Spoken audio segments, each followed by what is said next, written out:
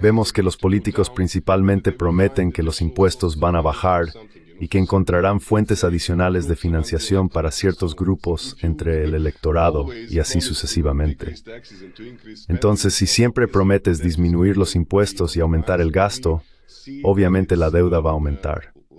Vemos que es bastante sustancial, incluso en la Unión Europea y los Estados Unidos, donde la deuda en relación con el PIB es muy alta. En países que tienen más inversores extranjeros y no tienen la capacidad de emitir su propio dinero, como Grecia, Italia o Francia, eso puede resultar ser algo que pueda desestabilizar su calificación crediticia en el ámbito de los inversores internacionales. Esto puede producir problemas fiscales que no pueden resolverse fácilmente si nos limitamos a esta forma muy rígida de ver las cosas y no hay monetización de la deuda pública, sea cual sea el costo.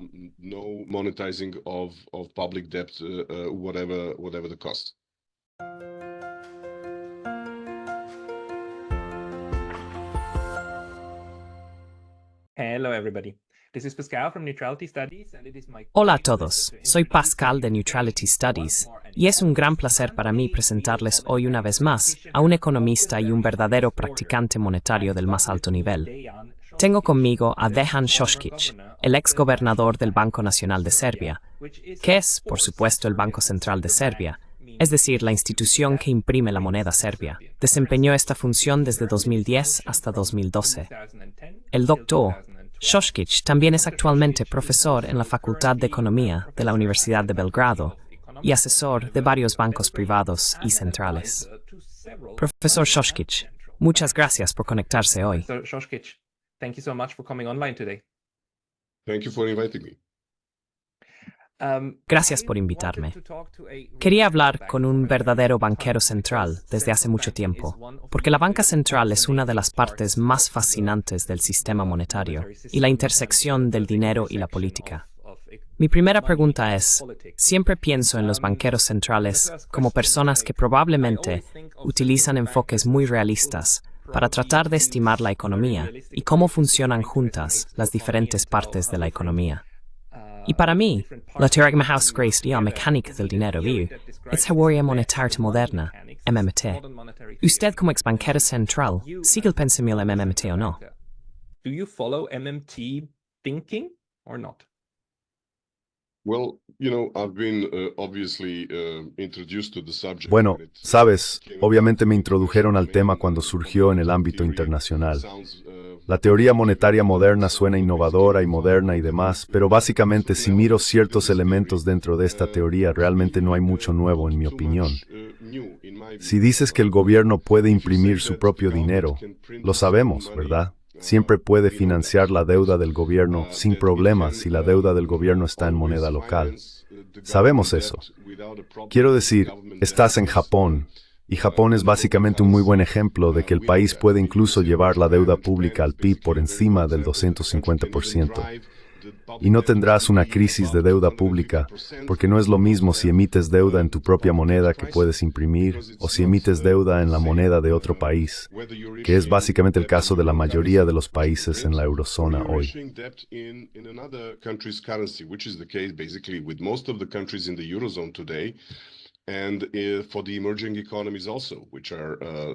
Y también para las economías emergentes que están, ya sabes, obligadas más o menos para vender su deuda gubernamental, necesitan denominar esta deuda en dólares, principalmente hasta cierto punto en euros, ¿verdad? Así que los gobiernos que tienen esta capacidad de emitir su propia moneda y tener su deuda en su propia moneda, nunca quebrarán. Y diría que eso es más importante que fácil de seguir y entender. Ahora, la teoría monetaria moderna básicamente está tratando de revivir algo que se ha utilizado anteriormente, diría yo, en la historia de las políticas monetarias en todo el mundo.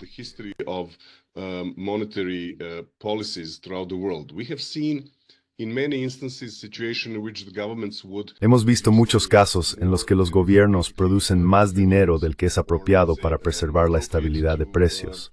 Por ejemplo, la gente tiende a pensar en la guerra que Israel estaba librando en 1967 contra sus vecinos árabes. Pero la gente no siempre tiene en mente que en ese momento Israel estaba experimentando una alta inflación, más del 400% al año, porque estaba financiando estos enormes gastos. Sin mencionar la República de Weimar y la inflación de 1922 y 1923, hemos estado leyendo sobre eso en los libros de Remarque y demás.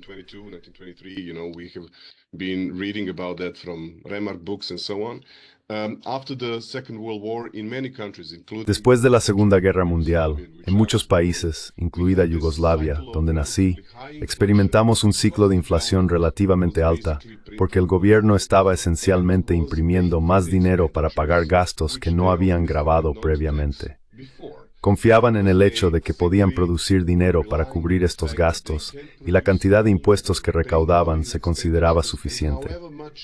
Pero había un excedente que necesitaba ser pagado, y se pagaba por la producción de dinero.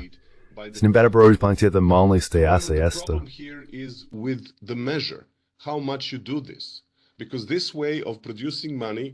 Porque esta forma de producir dinero es la que muy frecuentemente no es considerada por la mayoría de los analistas hoy en día.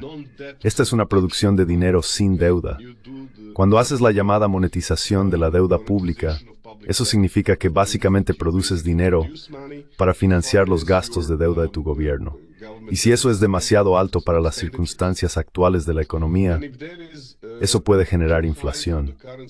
¿Sabes? Quien piense que la inflación en los Estados Unidos y en el mundo en 2022 y 2023 no tiene nada que ver con la enorme expansión monetaria y fiscal previa de los Estados Unidos en 2020 y 2021, está equivocado.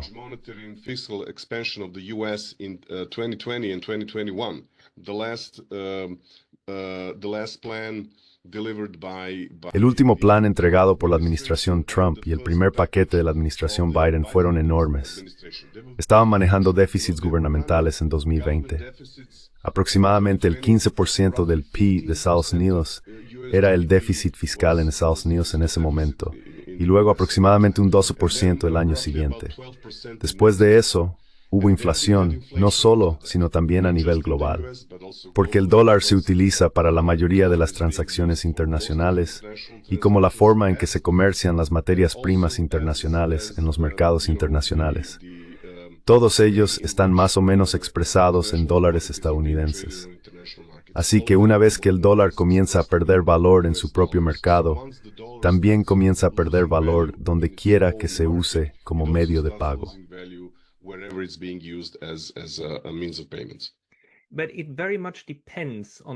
Pero depende mucho de la capacidad o la necesidad de esa moneda en la economía. Y con el dólar estadounidense, por supuesto, no solo a nivel nacional, sino también en el extranjero. Porque Japón, nuevamente, es un ejemplo de una política fiscal altamente expansiva, ¿verdad? Entre 2010 o 2012 y 2022, el Banco Nacional de Japón más o menos triplicó o cuadruplicó la base monetaria. In 2022, the Japanese National Bank kind of tripled or quadrupled the fiscal base, which is like huge, but they did. Lo cual es enorme, pero no lograron alcanzar su objetivo de inflación del 2%, lo que es solo una señal de que los mercados querían absorber esto, ¿verdad? A los mercados les encantan los bonos del gobierno denominados en yenes japoneses. Los toman como they take them like candy. Sí, se consideran un activo libre de riesgo, que está en demanda por parte de fondos de pensiones y otros inversores institucionales, pero también por inversores privados. ¿Por qué no tener un activo seguro? Es mucho mejor tener un bono del gobierno que un depósito en el banco. El gobierno es mucho más seguro que un depósito en el banco. Así que cada banco es básicamente un riesgo mayor que el gobierno. Por lo tanto, es natural que haya una alta demanda de estos. Por otro lado, muchos de estos bonos están siendo comprados internamente. Los inversores japoneses están haciendo fila para comprar bonos japoneses. Y por lo tanto, la fragilidad del sistema es mucho menor que en el caso de algunos mercados emergentes. O fue el caso de Grecia, por ejemplo, donde los extranjeros tenían mucha deuda y estaban dispuestos a retirarse cuando percibían que el riesgo estaba aumentando.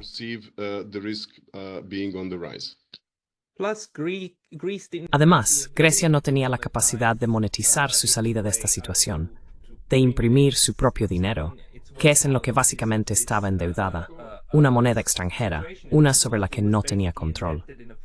¿Estarías de acuerdo con eso? Yes, absolutely. Euro is a foreign currency, Fabrice. Okay? Sí, absolutamente. El euro es una moneda extranjera, Fabrice. No pueden producir euros como quieren. Alemania tampoco puede. Francia no puede.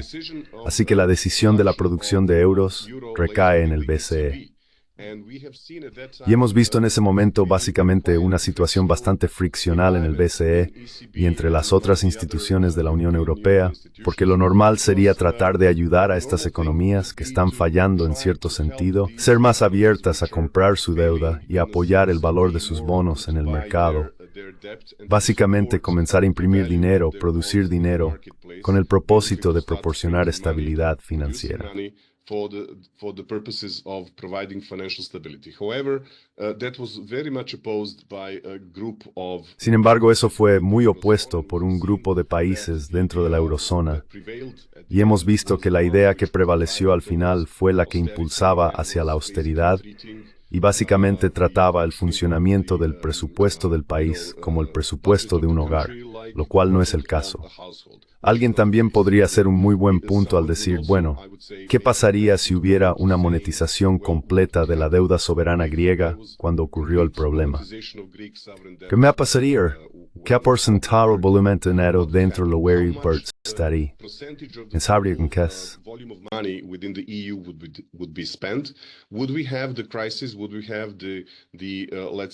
¿Tendríamos los, digamos, bajos niveles de recuperación post-crisis de 2007 y 2008 que de hecho ocurrieron en la eurozona? Entonces, ¿cuáles son los costos y beneficios de adherirse a esta fórmula tan rígida que no permite la monetización de la deuda pública en ciertas situaciones? Lo que quiero decir es que en, digamos, los últimos 20 o 30 años, la no monetización de la deuda pública se ha convertido, digamos, en el dogma predominante en los círculos financieros globales, que es algo que no se debe hacer. En realidad, no puedes imprimir dinero y comprar un bono del gobierno directamente, pero puedes hacer lo mismo, imprimir dinero y comprar el bono del gobierno en los llamados mercados secundarios.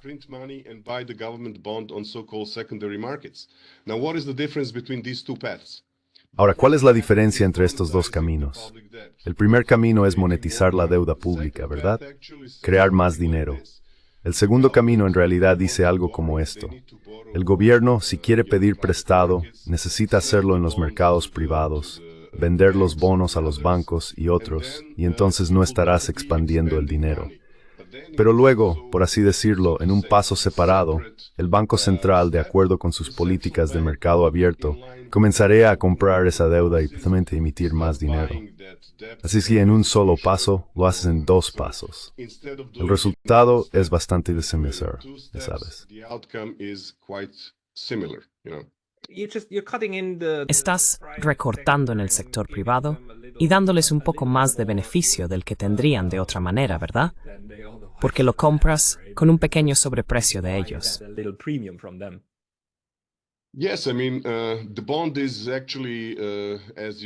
Sí, quiero decir, el bono es en realidad, como has dicho, en el caso de Japón, pero también en el caso de muchos otros países, un activo muy deseado. Algunas personas dicen que a los individuos ricos y a las instituciones ricas, en lugar de ser gravados, se les ha dado la oportunidad de básicamente invertir en bonos y recibir intereses, ¿verdad? Así que eso está en línea con aquellos que abogan por un aumento en la tributación, como una forma de resolver muchos de los problemas relacionados con el sector financiero público a nivel global.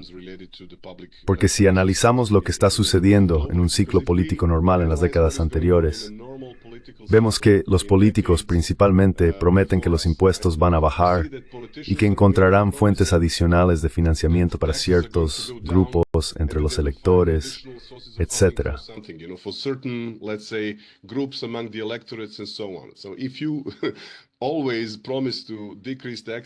Entonces, si siempre prometes disminuir los impuestos y aumentar el gasto, bueno, obviamente la deuda va a aumentar. vemos que es bastante sustancial, incluso en la Unión Europea y los Estados Unidos, donde la deuda en relación con el PIB es muy alta. En Japón, también está por encima de todos estos límites, pero aún así Japón es estable. Sin embargo, en países que tienen más inversores extranjeros y no tienen la capacidad de emitir su propio dinero, como Grecia, Italia o Francia, eso puede resultar ser algo que pueda desestabilizar su calificación crediticia en el ámbito de los inversores internacionales. Esto puede producir problemas fiscales que no pueden resolverse fácilmente si nos limitamos a esta forma muy rígida de ver las cosas y no hay monetización de la deuda pública, sea cual sea el costo. No monetizing of public debt, whatever the cost. Existe esta concepción de que si monetizamos, quiero decir, si la deuda pública aumenta porque monetizamos los gastos, entonces lo que estamos haciendo es trasladar el consumo de hoy a las generaciones futuras. Las generaciones futuras tendrán que pagar la deuda pública. Las generaciones futuras sufrirán porque tendrán que reunir físicamente el dinero para pagar por nuestro consumo de hoy. Creo que esa es una forma completamente equivocada de pensar sobre cómo funciona esto. Pero, ¿cómo lo ves tú?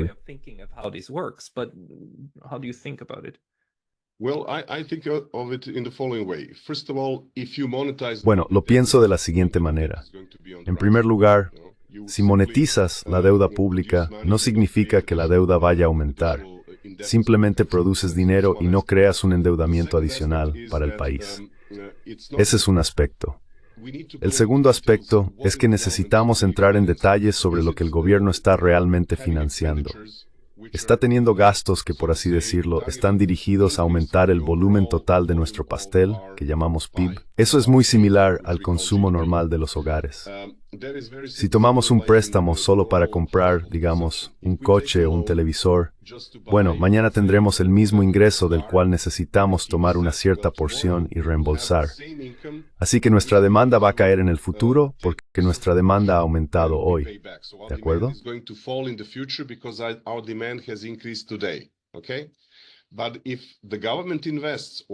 Pero si el gobierno invierte o si el hogar invierte, si tú inviertes, por ejemplo, en tu capital humano, pagas matrícula y obtienes, digamos, una mejor educación, entonces mañana, debido a esta inversión, podrías tener un salario más alto. No significa necesariamente que aumentar el nivel de deuda hoy vaya a ser una carga mayor para las generaciones futuras, porque tal vez las generaciones futuras tendrán ingresos más altos y por lo tanto no estarán tan agobiadas con el pago de la deuda. Sin embargo, en términos de estas circunstancias en las que estuvimos en los últimos 10 años o más, con niveles de tasas de interés enormemente reducidos, uno también podría haber argumentado que realmente no importa si las tasas de interés están cerca de cero o a veces incluso negativas. ¿Sabes? La cantidad de deuda realmente no importa tanto.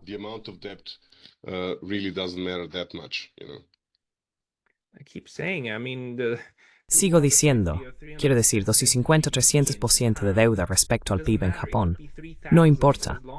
Podría ser 3.000 mientras haya demanda para que ese tipo de dinero circule. Todo está bien. No colapsará porque es un sistema circular de todos modos.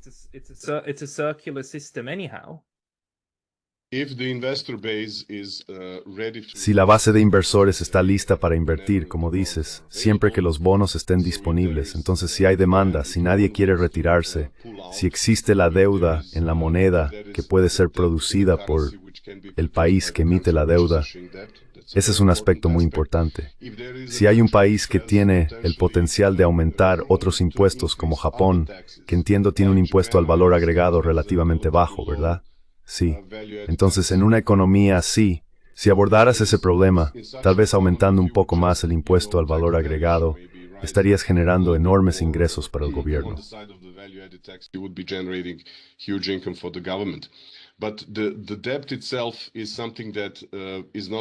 Pero la deuda en sí misma no es algo que sea malo por sí solo.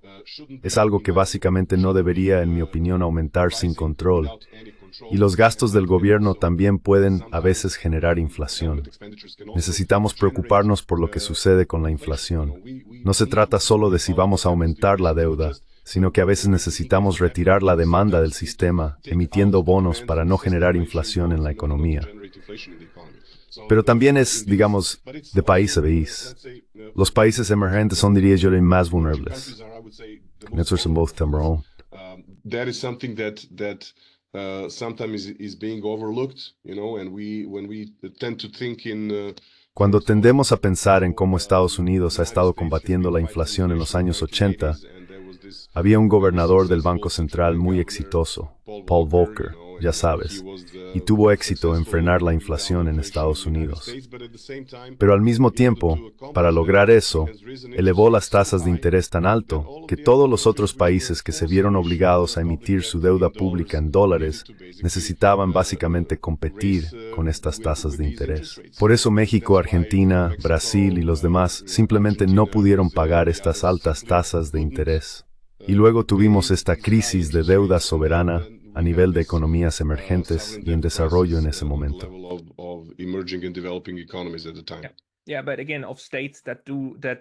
Sí, pero nuevamente, de estados que emitieron deudas denominadas no en su propia moneda. Eso es solo lo original, ¿verdad? Y a veces tienes que hacerlo, pero entonces es sobre lo que pierdes control. Necesito cambiar un poco porque tú, como gobernador del Banco Nacional de Serbia, ex oficio, al tener ese cargo, también te convertiste, en 2010, en miembro de la Junta del Banco de Pagos Internacionales, ¿verdad?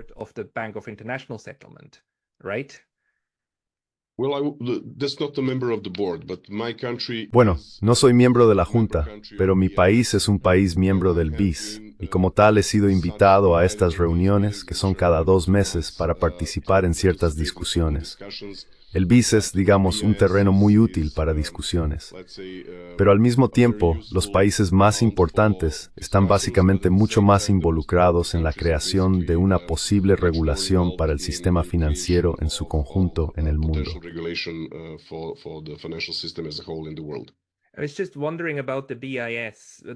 Me estaba preguntando sobre el BIS, el Banco de Pagos Internacionales, porque es una institución tan interesante por la forma en que existe básicamente de manera extraterritorial y tiene soberanía sobre sí misma como banco, funcionando como el banco de los bancos centrales.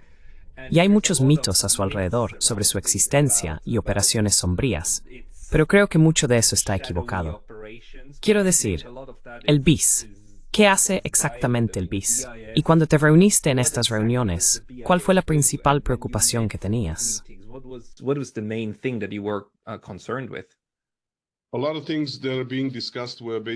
Muchas de las cosas que se están discutiendo se refieren básicamente a la regulación del sistema bancario y otras instituciones financieras. Y ese es un foro muy bueno donde los banqueros centrales pueden reunirse y básicamente producen documentos que están disponibles públicamente. Cuando visitas el sitio web del BIS, verás que hay algunos documentos en proceso que están disponibles públicamente para que cualquiera los lea, analice y critique. Al hacerlo, básicamente, ayudan en el proceso de desarrollo de estos documentos hasta que alcanzan su etapa final. Una vez que son adoptados, luego necesitan ser implementados en las legislaciones nacionales locales para funcionar correctamente. Y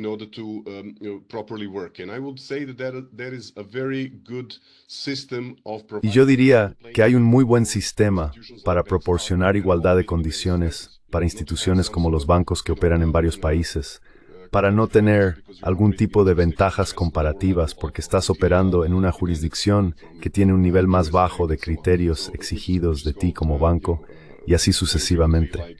Esto se llama frecuentemente moverse de una jurisdicción a otra para evitar un entorno complicado. El BIS fue también, diría yo, la primera organización financiera internacional real organizada después de la Primera Guerra Mundial. Básicamente se esperaba que facilitara los pagos que se establecieron como obligaciones del Tratado de Versalles a ciertos países, principalmente Alemania, ¿verdad?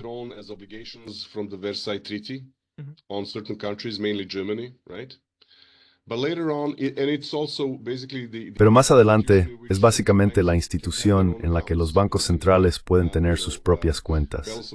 Así que puedes tener liquidaciones de balanza de pagos en sus cuentas. Pero hoy en día, cuando tienes la capacidad de comerciar libremente y hacer pagos a nivel de bancos comerciales, ese papel ya no es tan importante, porque tendrás, por ejemplo, aumentos y disminuciones en las reservas de divisas de los bancos centrales, independientemente de si has hecho algo a través del sistema de compensación y liquidación del BIS. Sin embargo, el BIS todavía ofrece ciertos instrumentos para los bancos centrales que quieren mantener sus reservas dentro del BIS. Así que para tenerlas, digamos, invertidas en activos seguros y líquidos, que es básicamente la prerrogativa para que todas las reservas de divisas sean invertidas. ¿Sería ahora ese activo seguro y líquido para el BIS, esta cesta de monedas que están manejando? ¿O la cesta de monedas es realmente solo una estimación de una unidad de cuenta? Tienen varios instrumentos que básicamente, como dices, están formados como cestas con varios instrumentos dentro, bastante sólidos y líquidos y con bajos riesgos. Así que diría que están diseñados muy bien para los propósitos de las necesidades del Banco Central en términos de gestionar sus reservas de divisas.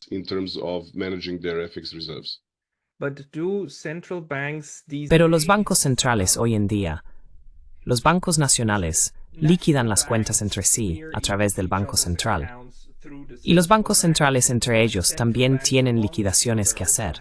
¿Lo hacen principalmente a través del BIS o lo hacen principalmente manteniendo cuentas entre sí y realizando compensaciones directas entre ellos?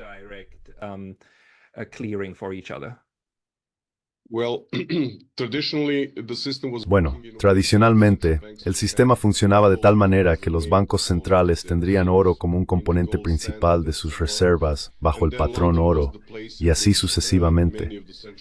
Londres era el lugar donde muchos bancos centrales tendrían sus reservas de oro depositadas de forma estandarizada. Así que siempre que había necesidad de pagar de un banco central a otro, se hacía de una manera muy simple en Londres, en las bóvedas del Banco de Inglaterra. Uther Turan Toro Us Larias del Detácitas en un país al depósito Gropros. Cambio físico.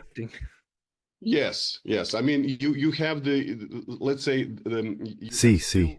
Quiero decir, todavía tienes ciertos elementos de esto hoy en día.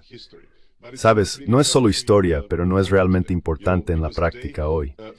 Por ejemplo, si un país está pagando demasiado por las importaciones, los bancos comerciales pagarían lo que necesiten pagar. Sus clientes usarían su propio dinero o tomarían un préstamo de alguien, ya sea local o internacionalmente. Si no hay suficiente moneda extranjera disponible, habría presión para depreciar la moneda local desde la cual se están haciendo los pagos, o habría una intervención de las reservas del Banco Central.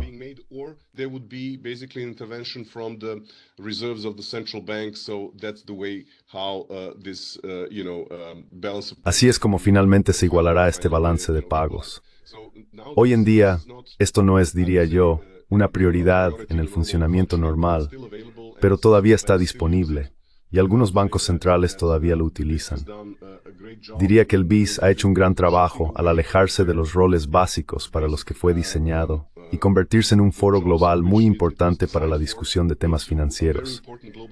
Conocemos básicamente los estándares de Basilea.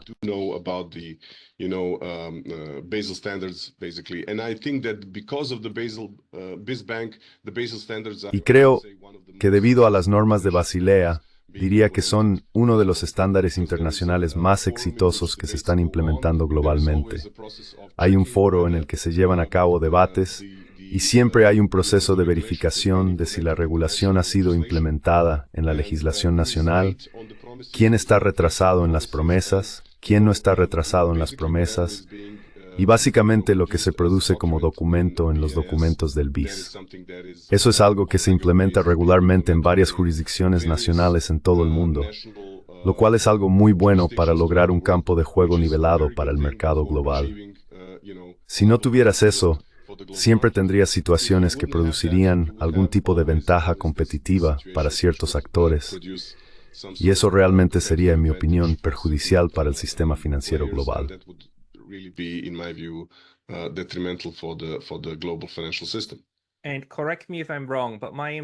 Y corrígeme si me equivoco, pero mi impresión es que los banqueros centrales, en general, están principalmente interesados y preocupados por la estabilidad en el sector bancario, no necesariamente en los mercados financieros, sino en la banca.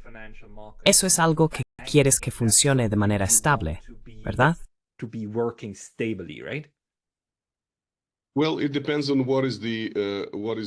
Bueno, depende de cuál sea el mandato legal del Banco Central en un determinado país. Principalmente, los bancos centrales se preocupan por la estabilidad de precios, apuntando a un nivel bajo y estable de inflación. Luego, algunos bancos centrales, como el Banco Central Europeo, también son supervisores del sector bancario, y algunos bancos centrales también supervisan otras partes de los mercados financieros y otros tipos de instituciones financieras.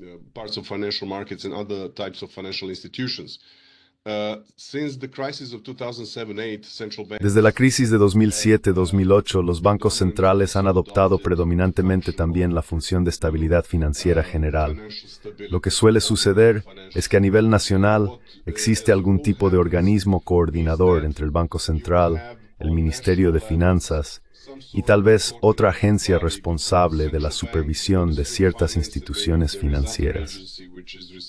Necesitarían tener algún tipo de junta de estabilidad financiera o algo similar a nivel nacional. Por lo tanto, la estabilidad financiera es hoy en día también un papel muy importante para los bancos centrales.